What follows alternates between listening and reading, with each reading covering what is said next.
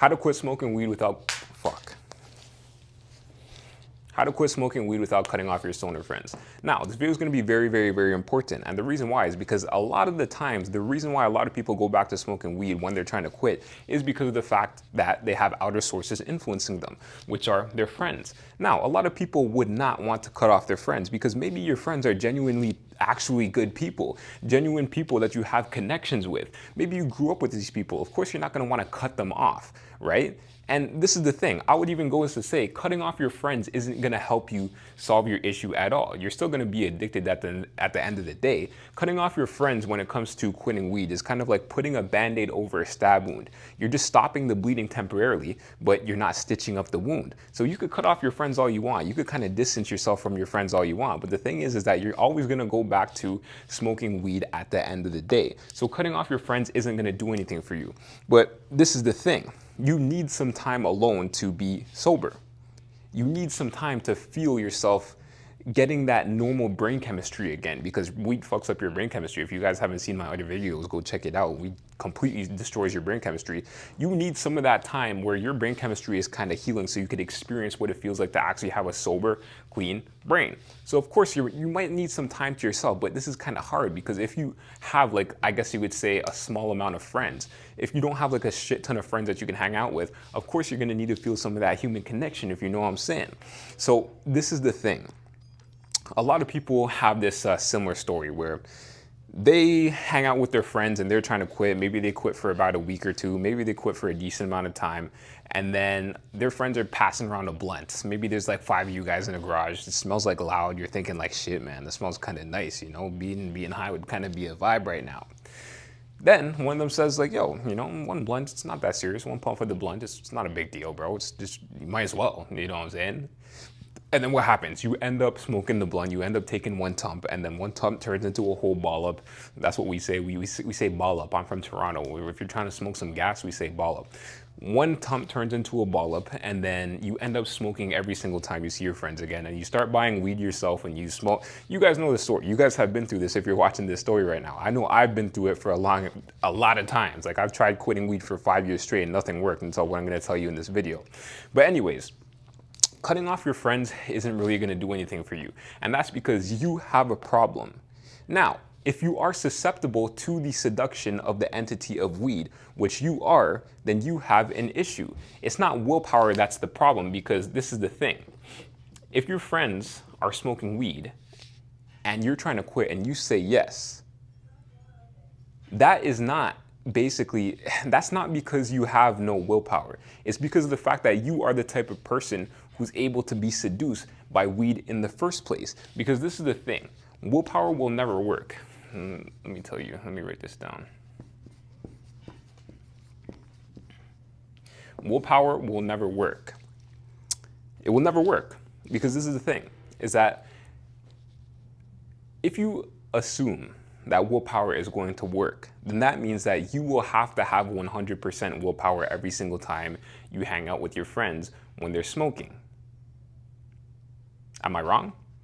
No, I'm right, because every time you're gonna have to be around your friends who are smoking weed, you're gonna have 100% willpower.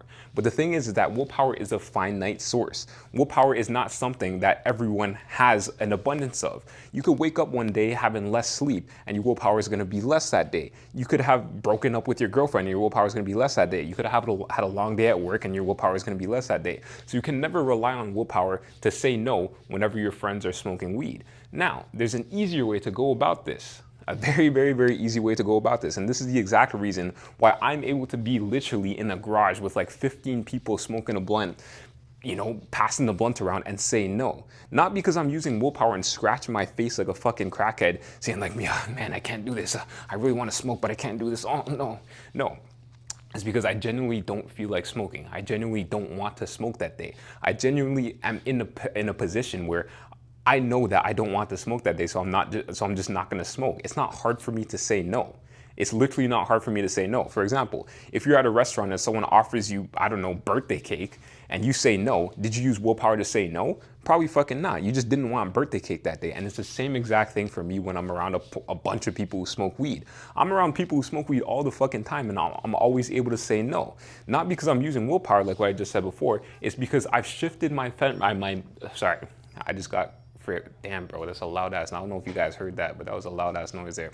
But I shifted my mental framework into one where I feel as if I don't need to smoke anymore. Now, what do I mean by this? You as a person right now, you operate on a frequency where you are susceptible to the entity of weed seduction. Actually, let me rephrase that. I don't know if I said that properly. You are susceptible to the seduction of weed. There we go. You are susceptible to the seduction of weed. Weed is a very seducing thing. But the thing is that it can't seduce everyone. Now think about this. Back in the day when you used to smoke weed with a bunch of people, maybe it was people that you didn't really know, there's always that one person who was always able to say no. We all know this one person.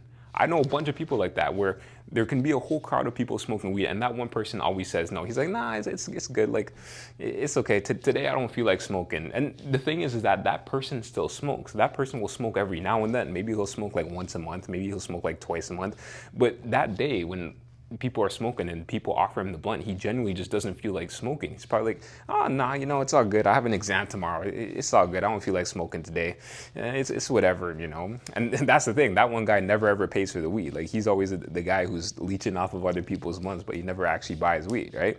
So that's the thing. A lot of people genuinely have zero issues saying no. So why do you have an issue saying no?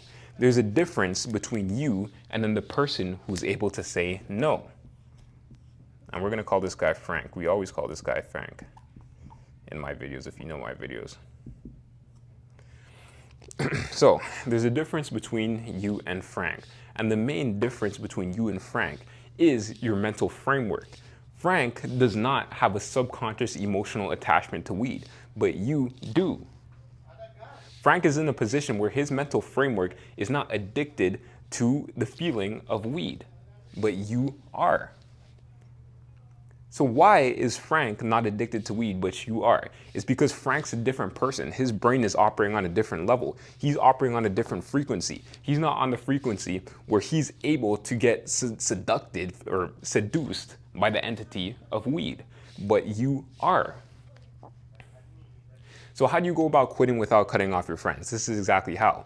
What you need to do is you need to grow yourself to the point where you're on the same mental frequency as Frank. And that's where it becomes very, very, very easy. Instead of trying to use willpower to quit smoking weed and to say no every time you're around your friends, what you need to do is you need to grow yourself to the point where you're at Frank's level. Now, what does this look like and what does this mean? Imagine there's this chart right here. Let me make this chart. And the top of this chart is plus 100. And the bottom of the chart is negative 100. And the middle is 0. So this chart kind of represents your life, right? This is the kind of like the level that you're at. And you could kind of say like your frequency for you spiritual motherfuckers out there. But let me explain this real quick. You right now are operating at a level where you're probably at like negative 30, right? Don't mind my writing. My writing is not the best. You're operating at a level where you're at negative 30. And what does negative 30 look like? You're probably the type of person who is addicted to smoking weed because you're watching this video. You've been smoking for a long time. You probably smoke every single day. And the thing is that a lot of people who smoke weed every single day, they have a lot of things in common. Maybe they don't really have their like mental framework or their emotional capacity or emotional intelligence together. Maybe they're kind of fucked in the head a bit. Maybe they have bad habits, other bad habits. Maybe they're addicted to porn. Maybe they're addicted to playing video games. Maybe they don't know how to deal with their stress properly. They probably don't go to the gym that often. They probably don't go to the gym every single day. They probably don't you guys get what I'm saying, but you're at this level right now where basically you smoke weed plus you have a bunch of bad habits.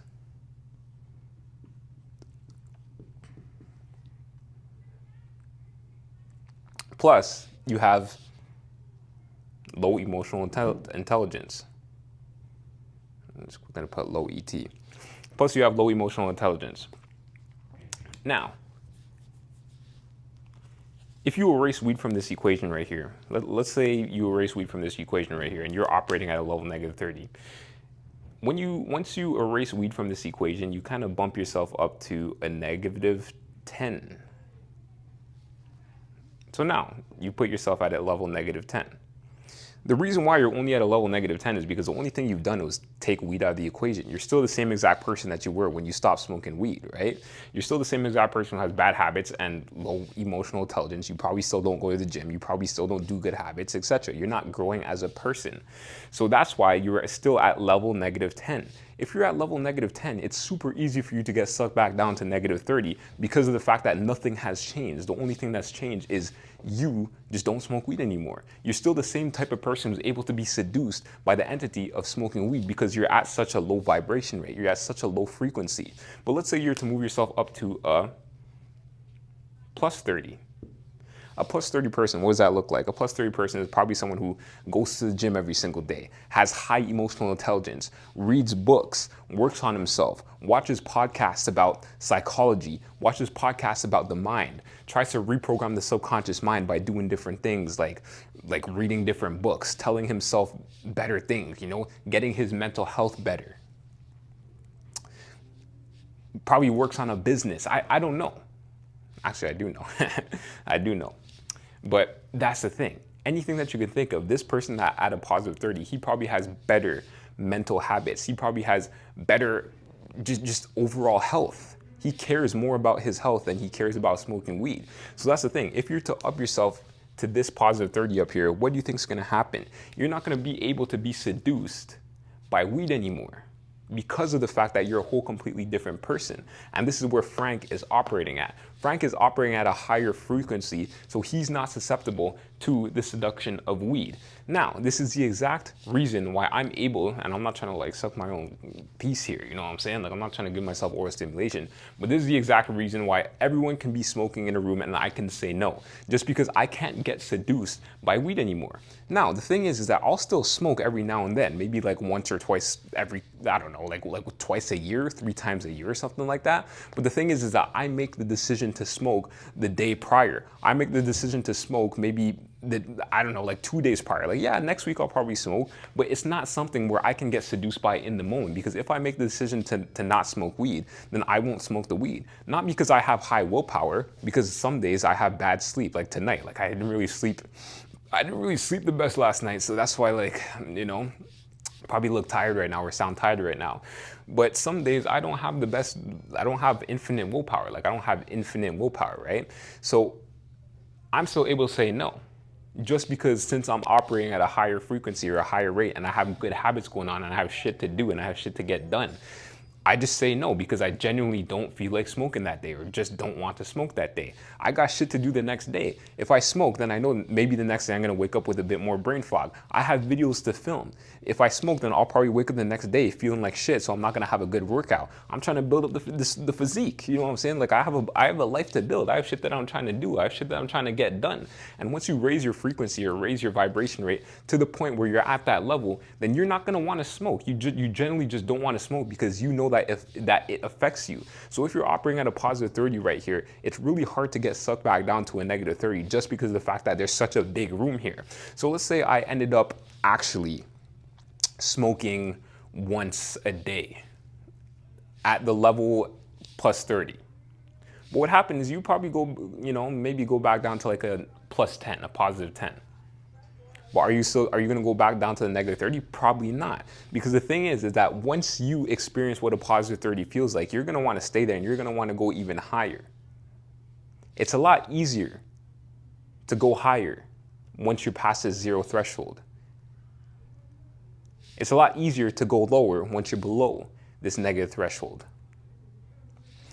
So yeah, that's what it is. What you need to do is you need to grow yourself to the point where you're able to basically be the type of person who's even able to say no and not get seduced in the first place. So it's not your friends, it's you, it's all you. So you can't blame your friends every time, every time they ask you if you want to smoke weed or every time they offer you a blunt, because naturally anyone's gonna do that. Anyone's gonna do that. If you're at a party and you're drinking, you're gonna offer someone a drink. Of course you are. It's just human behavior. It's just natural. Like, of course you're gonna want people to be on the same wave as you. So it's not your friend's fault. It's your fault for even being able to get seduced by weed in the first place. So it's not your friends. You can't blame your friends. You can't blame anyone except for you. So what you need to do is you need to grow. You need to start building new habits. You need to start, I don't know, like start reading books, start going to the gym every single day. Actually set some goals and try to achieve them. Set a goal of losing weight, set a goal of gaining muscle, set a goal of starting up your new business. You just have to be growing and you have to be excelling in life. If you're not excelling in life, then you're not going to be able to say no. You're still going to be the type of person who's going to be seduced by the entity of smoking weed. So this is the thing. Once you grow, you're gonna be the type of person that doesn't need weed anymore. Right now, you're the type of person who needs to smoke weed. So of course you're gonna say yes every time someone fucking asks you to hit the blunt. And by the way, if you wanna speedrun the whole process of actually taking full control of your addiction and actually quitting weed this time, and not going through a whole perpetual cycle where you say you're gonna quit and then end up smoking again, say you're gonna quit and then end up smoking again, click the link in the description below, because that's gonna bring you to a program where you can literally speedrun this whole process and take full control of your addiction forever. So click the link in the description below.